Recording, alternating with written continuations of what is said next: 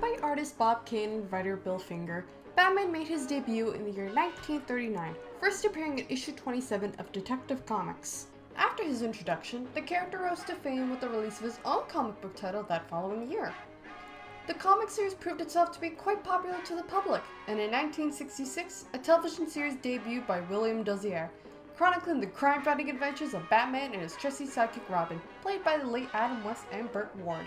The series was known for its campy style, catchy theme song that is impossible to get out of your head, Robin's "Holy Batman" catchphrases, and absolutely ridiculous villains.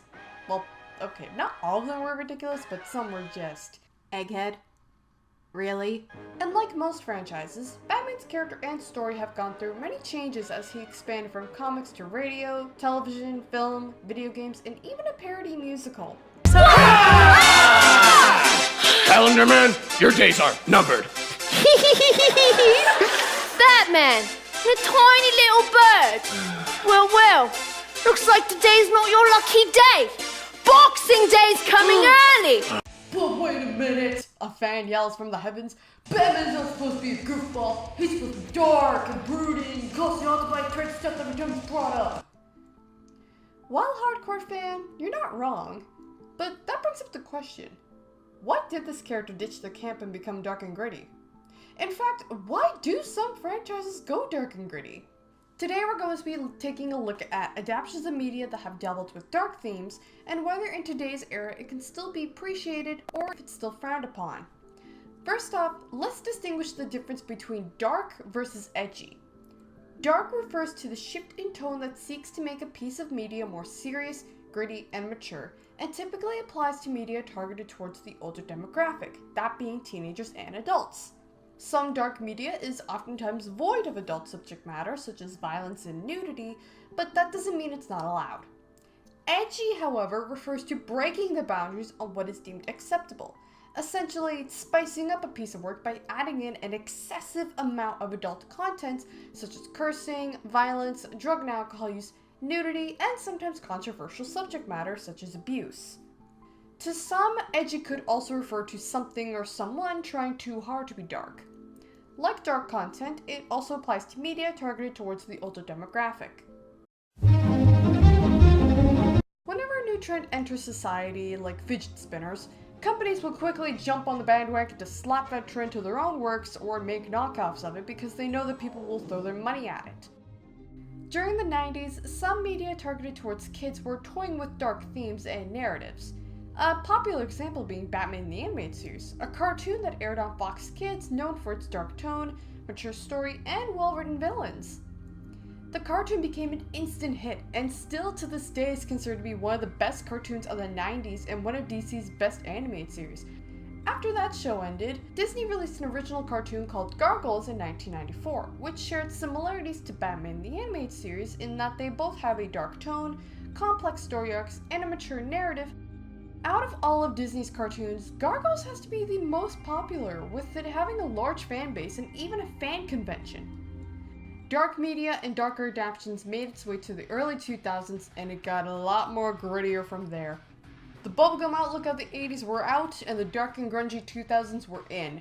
Society was going through a phase, and so was the older demographic.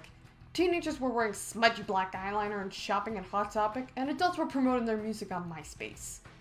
Cartoons, video games, movies, and even toy lines started walking down the dark and gritty brick road. And people consumed their content because they thought it was cool to see these characters from kid-friendly franchises get a dark twist. People working in various industries noticed this and gave their own works a dark twist in hopes that it'll be hip with the kids and bring in the green.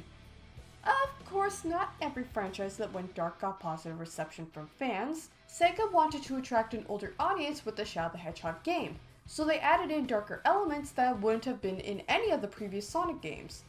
The game was criticized for its dark themes and having characters use coarse language and guns, with many fans calling the game and character too dark and edgy.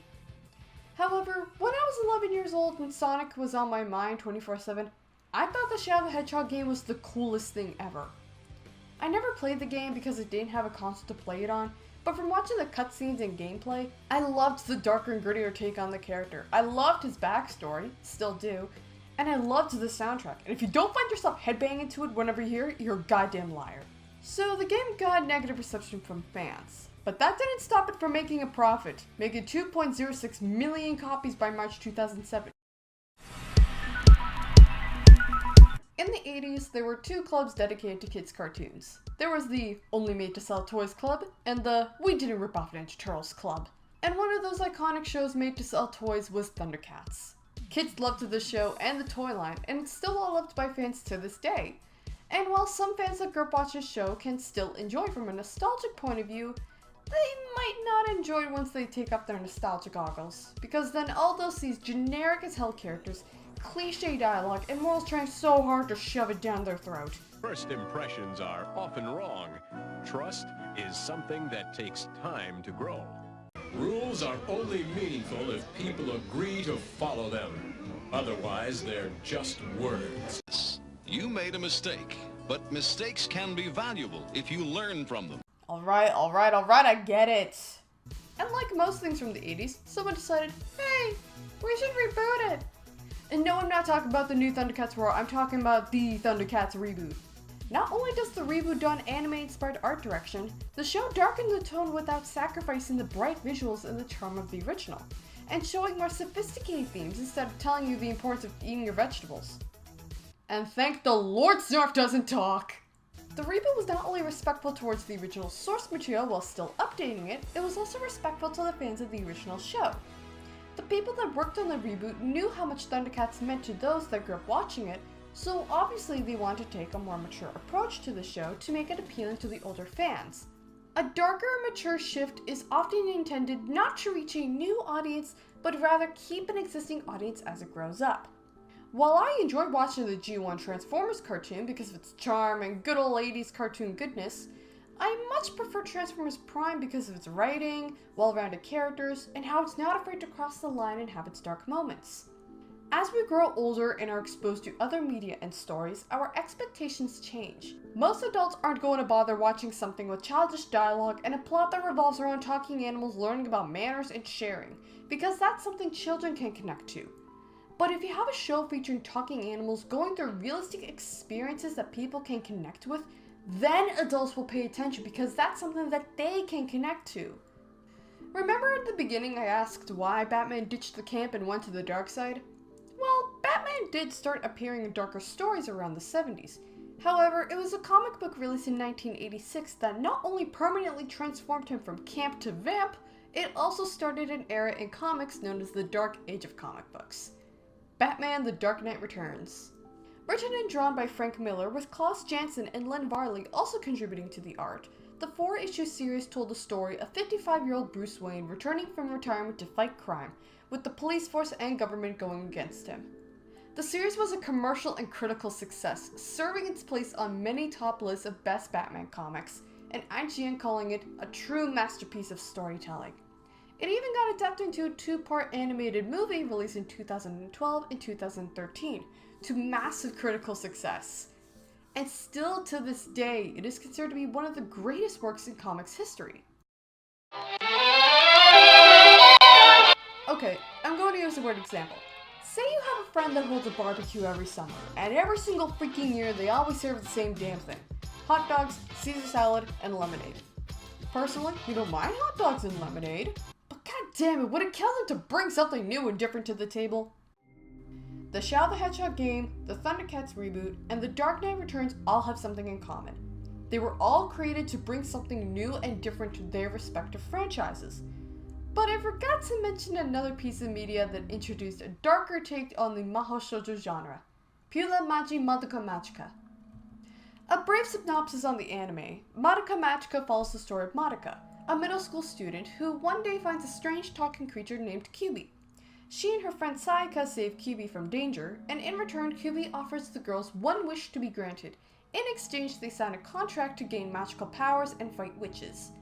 For those unfamiliar with the genre, mahou shoujo, or magical girl in English, is a subgenre of fantasy from Japan, and the common outline for a mahou shoujo anime is a group of girls, usually high school age or younger, that use magic or have magical powers to fight against evil, with themes of friendship, not giving up hope, and the empowerment of young girls. Other tropes that may be included are color-coordinated outfits, elemental powers, a talking animal or creature as an alias, and a love interest for the leader. While Madoka ticks off most of those tropes, the show sticks out like a sore thumb when compared to other mahou shoujo anime. From the beginning, it looks like your typical anime about teenage girls fighting forces of evil in cute outfits, but then you get to episode 3 and the writer slaps you in the face with the truth. Writer Gen Urobuchi not only showed a darker take on the bright and lighthearted genre, he made it thought-provoking. What if being a magical girl isn't all sunshine and rainbows? What if becoming a magical girl meant a life of danger and trauma? What if it meant suffering dire consequences from your actions? Now, subjects like death and putting one's life in danger isn't really a foreign concept in the genre. Sailor Moon has dealt with characters dying before, and Small Precure has had many emotional scenes that make you think, this is a kid's show? But the tragic consequences in those shows never leave a permanent effect on the characters. Sailor Moon gets her ass kicked multiple times in many episodes, but next episode she's completely fine. Cure March did watch her siblings die at the hands of the villain, and oh wait, no, never mind, her friends came in at the last minute to save them. At the end of the day, the good guys always win, and everything's always bright and happy in the end. But that's not the case for Madoka. Tragedy isn't forgotten in the end. It stays and leaves a scar on the characters. We see these characters go through trauma, spiral into self-destruction, and watch the people they care about die. In Madoka Magica, becoming a magical girl isn't a blessing, it's a burden.